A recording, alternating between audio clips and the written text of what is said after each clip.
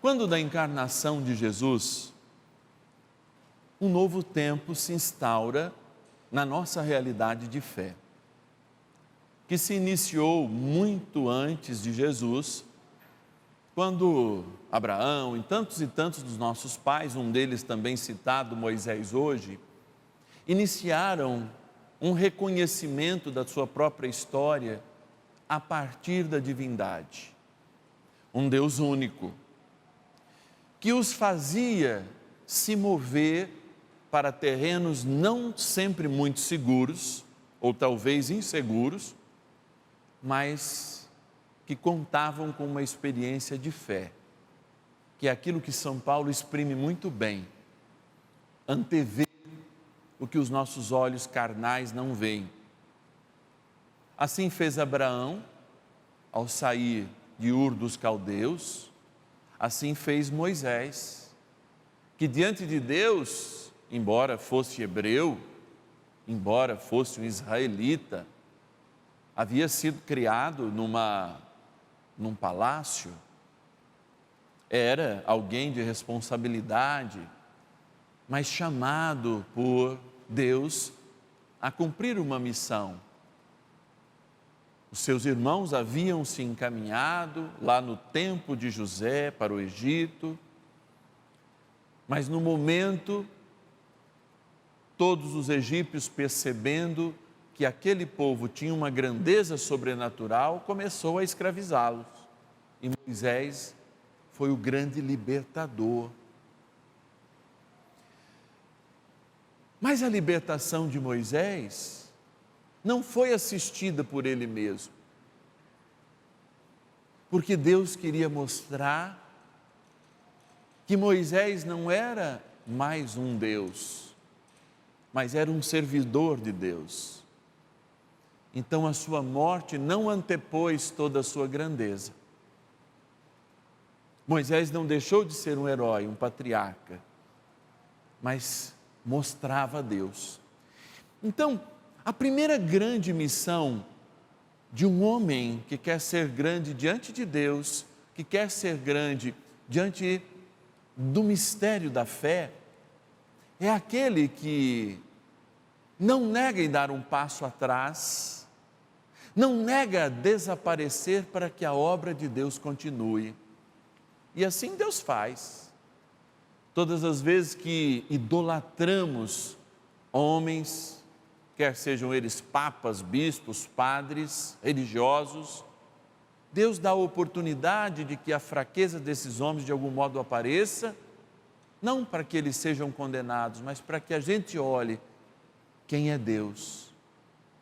Padre Márcio não é Deus, é um mero mensageiro dele, falho, pecador, mas que isso não tira a missão de eu inclusive exortar a mim mesmo, porque o primeiro ouvido, antes de qualquer transmissão, ou antes mesmo de chegar a qualquer um de vocês, a ouvir a palavra e a ouvir as indicações é o meu.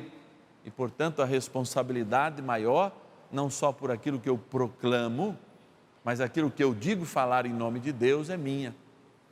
E eu procuro exercer esse ministério com muito cuidado, mas sem jamais cair no campo da conveniência, que é aquele que me faz falar o que cada um de vocês gostaria de ouvir e não o que Deus pede. É isso que a morte de Moisés fala ao povo. 120 anos, vão dizer, uma vida longínqua. Talvez isso seja uma metáfora, não quero me aprofundar nisso, não temos tempo. Mas o importante é que existe uma mensagem: os grandes homens também perecem, mas Deus permanece. Essa é a bela realidade. E isso que é bonito. E isso que faz a gente perceber quem é o nosso foco, entende? Se quando os grandes homens que trazem a mensagem de Deus perecem, eu vou descobrir se o meu foco está nos homens ou se o meu foco está em Deus. Se o meu foco estava em Moisés ou em Yahvé. Se o meu foco estava em X ou se estava em Deus. E é aqui que aparece, de fato, a correção fraterna. A correção fraterna, ela nasce numa comunidade de próximos. Por quê? Em Atos 2, nós somos cobrados de ser uma comunidade que aqui a gente amplia na resolução da palavra a milhares de pessoas, milhões cada vez em quando, estão conosco, por exemplo, na missa às segundas ou em outros dias. Ampliamos a palavra para falar de modo geral, mas não podemos ser generalistas, porque o pecado habita em nós de modo igual.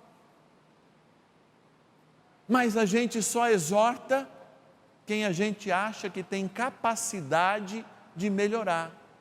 A gente não exorta e não bate em cachorro morto. A gente apanha para melhorar. Como as palmadas eram importantes, sem nenhum exagero, na nossa educação. Ninguém dificilmente lembra de uma palmada bem dada e oportuna, mas lembra do amor com que aprendemos, mesmo diante da arte. E eu vejo os filhos hoje, já octogenários, que lembram chorando os seus pais, que muitas vezes foram ignorantes, até mesmo para o seu tempo, mas lembram com amor, porque foram exortados na verdade. E se a verdade, ela ultrapassa até a morte para nós, porque Cristo veio nos trazer isso, o que a encarnação de Cristo nos dá? Uma possibilidade de olhar não o certo e o errado, e de corrigir não o certo ou o errado, mas mostrar o caminho do bem e mostrar o caminho do mal. Essa é a correção fraterna ideal. Por isso, em Atos 2, o Senhor fala assim: a igreja que estava se formando, ela era perseverante na doutrina dos apóstolos. Quando a gente chama a liturgia e a atenção na liturgia, e faz a liturgia segundo o que a igreja pede, nós estamos ouvindo o que fala Atos. Eu posso até achar que eu poderia celebrar diferente, mas eu não estaria em comunhão com a tradição dos apóstolos. E aí, o segundo momento dessa passagem de Atos 2 vai dizer assim: e eles colocavam tudo em comum. E não era só os bens que eram colocados em comum. Era o coração ferido, era a dor, era a correção necessária, era cada um exercendo o seu ministério, era aqueles que cuidavam dos doentes, falando dos doentes, era aquele que cuidavam dos famintos, como os diáconos, dizendo: olha, nós temos que tratar por igual, traziam as suas necessidades. E assim acontecia. Acontecia o processo da correção fraterna, porque se eu não exortar o irmão que está se distanciando do bem, sem julgá-lo, exortá-lo, que está se distanciando do bem, porque o bem é claro, o bem é liso, o bem é transparente, o bem é o que está escrito na palavra, é o bem maior de cada um de nós, e o que a igreja traduz ao longo dos séculos, através da sua doutrina. Se eu não exortar o irmão que foge da doutrina, é perigoso que eu pague o pecado por ele. Se esse irmão não ouvir, eu chamo 2 testemunhas. Se ele não ouvir os 2 testemunhas, eu falo à igreja, eu exorto a igreja toda, que o irmão não tem clareza nos seus princípios. Não estou julgando, eu estou exortando, porque o que é julgar? É condenar. E o Senhor não fala para condenar, mas trate-o como um pagão. O que é ser tratado como um pagão? Tratado como alguém que a revelação de Deus precisa chegar de um outro modo, ou seja, com uma nova catequese, com um novo jeito.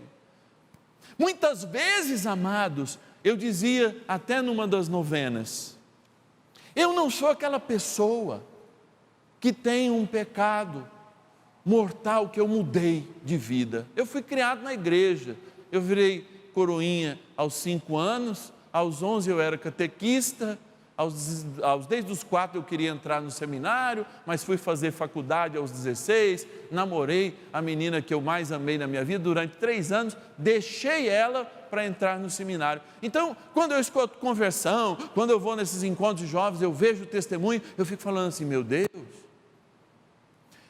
eu não tenho nada para voltar para trás. Eu sou um carola desde pequeno, então eu não vou voltar à bebida, não vou voltar a uma sexualidade desregrada, não tem que voltar a nada disso. Aí eu fico pensando, qual é o meu pecado? Se eu não tenho pecado mortal, mais grave. E eu vou dizer e repartir com muitos de vocês. É o pecado de julgar.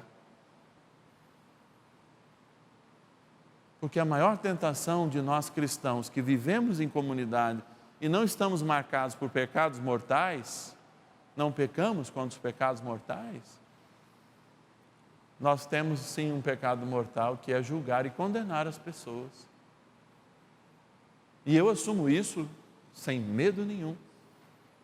Que se a minha tentação maior não é voltar ao passado, porque eu nunca fumei, nunca tive uma sexualidade desregrada, fui criado dentro da igreja, trabalhando para a igreja, meus pai Toninho estava lá no leilão de gado, todos estavam na quermesse, cantando, etc e tal, que era a forma de se arrecadar para aquela época, a vida inteira, e eu assando frango, desde os 11 aos 17, para 16 quando eu fui, assava 700, colocava num saquinho junto com o Zé Basso e Caíva, lá de Américo de Campos, ensacava 700, 800 frangos, além de ser catequista e de tantas e tantas outras coisas. Então, meu pecado não era estar fora da igreja, estar fumando, estar bebendo, estar vivendo como muitos jovens da minha idade viviam. Meu pecado hoje não é querer voltar atrás a isso, mas é muitas vezes achar que o irmão não é digno de Deus por causa dos seus atos. Então, amados, você que é santo, que não tem nenhum pecado mortal, não se esqueça na próxima confissão de, junto comigo, esse pobre pecador, fazer essa avaliação. Talvez você não tenha pecados mortais visíveis, mas o pecado de quem não está atentado àqueles 10 mandamentos, o que é meio impossível, muitas vezes pode ser o julgar o irmão sem antes exortá-lo, sem antes ir à igreja e sem antes dar chance para que a gente compreenda que Jesus nos mandou aos confins da terra. Então ele está dizendo aqui, cuidai da catequese desse irmão, se ele de fato não julga bem os valores do céu e a sua fé. E é a partir disso que a gente encontra a santidade. Então, esse é o meu desafio de ser santo. Diferente de tantos que eu respeito, de conversões lindíssimas, de pessoas que abortaram, de pessoas que se meteram nas drogas, de pessoas que tiveram uma vida absolutamente vazia. Não é o meu caso. Mas eu sou igualmente tentado a julgar aqueles que eu deveria amar e aqueles a quem eu deveria exortar com amor e com misericórdia. Que Deus tenha piedade deste meu pecado e, se você comunga dele também, do seu. Louvado seja nosso Senhor Jesus Cristo. Para sempre seja louvado.